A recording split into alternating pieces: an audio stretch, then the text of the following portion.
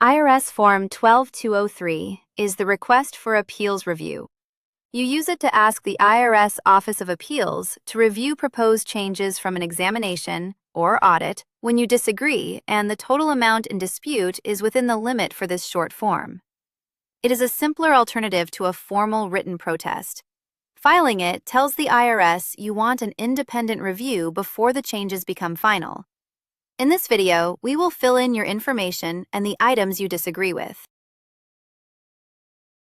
Start by entering the taxpayer information. Provide your name, for example, Anna Baker, your taxpayer identification number, such as 987654321, and your mailing address, for example, 123 Main Street, along with your city, state, and zip code.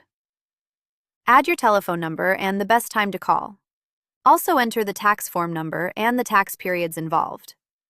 Accurate identification ensures appeals connects your request to the correct examination.